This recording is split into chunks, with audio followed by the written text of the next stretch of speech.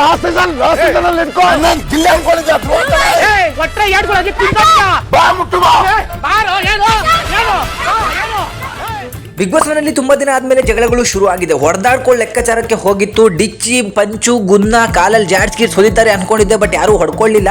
ಅದೃಷ್ಟಕ್ಕೆ ಹೊಡೆದಿದ್ರೆ ಹೋಗ್ತೀವಿ ಅಂತ ಗೊತ್ತಿದ್ರು ಇಂತಹ ಡೌಗಳು ಯಾಕೆ ಮಾಡ್ತಾರೆ ಅಂತ ಖಂಡಿತ ಗೊತ್ತಿಲ್ಲ. ರಜತ್ ಮತ್ತೆ ಧ್ರುವಂತ್ ನಡುವೆ ದೊಡ್ಡ ಮಟ್ಟದ ಜಗಳ ಶುರು ಆಗುತ್ತೆ.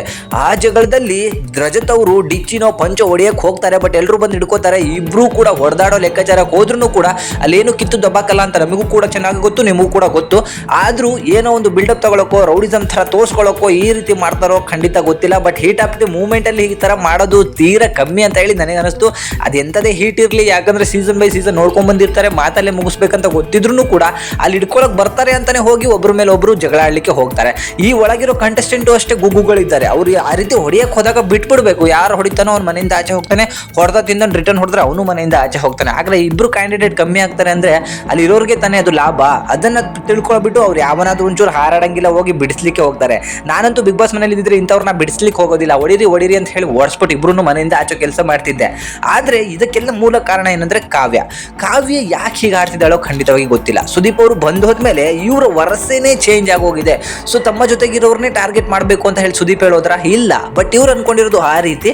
ಸೊ ಕಾವ್ಯನ್ಗೆ ನಾಮಿನೇಟ್ ಅನ್ನೋ ವಿಚಾರ ಬಂದಾಗ ರಜತ್ ಗಿಲ್ಲಿ ಒಂದೇ ಕಡೆ ಇರ್ತಾರೆ, ಕಾಮಿಡಿಗಳನ್ನ ಮಾಡ್ತಿರ್ತಾರೆ, ಚೆನ್ನಾಗಿ ನಕ್ಕೋತಾ ಇರ್ತಾರೆ. ಅದಕ್ಕೆ ನಾಮಿನೇಟ್ ಮಾಡ್ತೀನಿ ಅಂದ್ರೆ ಮನೇಲಿ ಚೆನ್ನಾಗಿರೋದು ತಪ್ಪ, ಅದಕ್ಕೆ ನಾಮಿನೇಟ್ ಮಾಡಕ್ಕಾಗತ್ತಾ? ಸೊ ಇದು ಯಾವ ರೀತಿ ನ್ಯಾಯ ಗೊತ್ತಿಲ್ಲ. ಆಗ ರಜತ್ ಹೇಳ್ತಾನೆ, ಈ ಮನೆಯವ್ರಿಗೆ ತಲೆಗಿಲೆ ಕೆಟ್ಟ ಹೋಗೈತ ಗುರು, ಒಂದ್ ಕಡೆ ಕಾಮಿಡಿ ಮಾಡೋದನ್ನ ತಪ್ಪು ಅಂತಾರಲ್ಲ ಅಂತ ಹೇಳಿ ಅವರು ನ್ಯಾಯವಾಗಿ ಹೇಳ್ತಾರೆ. ಸುಮ್ಮನೆ ಕೂರಕ್ಕಾಗದೆ ಅವನು ಧ್ರುವಂತು, ಅಯ್ಯೋ ಇವನೇನು ಗುರು ಬಿಗ್ ಬಾಸ್ ಅಲ್ಲಿ ಬರೀ ಏಕವಚನದಲ್ಲಿ ಮಾತಾಡ್ತಾನೆ ಅಂತಾರೆ. ಫಸ್ಟೇ ಅವನ ಮೇಲೆ ಕೋಪ ಇತ್ತು ರಜತ್ಗೆ. ಏನೋ ಗಿ ಅಂತೀಯಾ ಅಂತ ಹೇಳಿದಾಗ, ಲೇ ಇದನ್ನೆಲ್ಲ ನೀನು ಸೀಸನ್ 11 ಅಲ್ಲಿ ಹಿಡ್ಕೋ ಅಂತ ಹೇಳಿ ಸೀಸನ್ 11 ಅವ್ರ ಬಗ್ಗೆ ಮಾತಾಡ್ಲಿಕ್ಕೆ ಹೋಗ್ತಾನೆ ಧ್ರುವಂತ್. ಆಗ ರಜತ್ತಿಗೆ ಒಂದ್ ಸ್ವಲ್ಪ ಪಿತ್ತ ನೆತ್ತಿಗೇರಿ, ನನ್ನ ಮಗನೇ ಕೊಟ್ರೆ ಅಂತ ಹೇಳಿ ಇನ್ನೇನೋ ಒಂದೆರಡು ಡೈಲಾಗ್ ಹೇಳ್ತಾರೆ, ಅದು ನನಗೆ ಸರಿ ಕೇಳಿಸ್ತಿಲ್ಲ. ಅದೇನಂತ ಹೇಳಿ ನಿಮಗೆ ಕೇಳಿಸಿದ್ರೆ ಅದನ್ನ ಕಮೆಂಟ್ ಮುಖಾಂತರ ತಿಳಿಸಿ. ಆಗ ಬಾರಲ್ಲಿ ನಾನೇನು ಗಿಲ್ಲಿ ಅಲ್ಲ ಅಂತ ಹೇಳಿ ಗಿಲ್ಲಿಗೂ ಕೂಡ ಕೆಳಗೆ ಹಾಕಿ ಮಾತಾಡುವಂತ ಕೆಲಸ ಮಾಡಿದಾಗ, ಮಗನೇ ಬಂದೆ ಅಂದ್ರೆ ಮೈ ಮುಟ್ಟು ನೋಡು ಅಂತಾರೆ. ಆಗ ರಜತ್ ಅವ್ರು ಚಿತ್ತಾಡ್ಕೊಂಡು ಓಡ್ ಬರ್ತಾರೆ, ಬಾರ ನನ್ನ ಮಗನೇ ಅಂತ ಹೇಳಿ ಒಬ್ರಿಗೊಬ್ರು ಹೊಡೆಯಕ್ಕೆ ಹೋಗ್ತಾರೆ. ಬಟ್ ಹೊಡೆದಿದಾರೋ ಏನ್ ಮಾಡಿದಾರೋ ಖಂಡಿತ ಗೊತ್ತಿಲ್ಲ.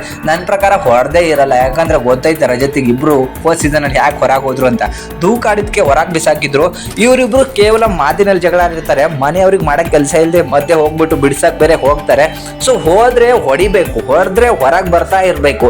ಅದನ್ನ ಬಿಟ್ಟು ಮಾತಲ್ಲಿ ಮಾತಾಡೋಗ್ಬಿಟ್ಟು ಸುಮ್ಮನೆ ರೌಡಿಸಮ್ ಮಾಡ್ಕೊಂಡು ಪ್ರೋಮೋಗಳಲ್ಲಿ ನಾವು ಬರಬೇಕು ಅನ್ನೋ ಒಂದು ಗುಣನೂ ಕೂಡ ಇರ್ಬೋದು. ಇದ್ರ ಬಗ್ಗೆ ನಿಮಗೆ ಅನಿಸುತ್ತೆ ಕಮೆಂಟ್ ಮಾಡಿ ತಿಳಿಸಿ. Thank you.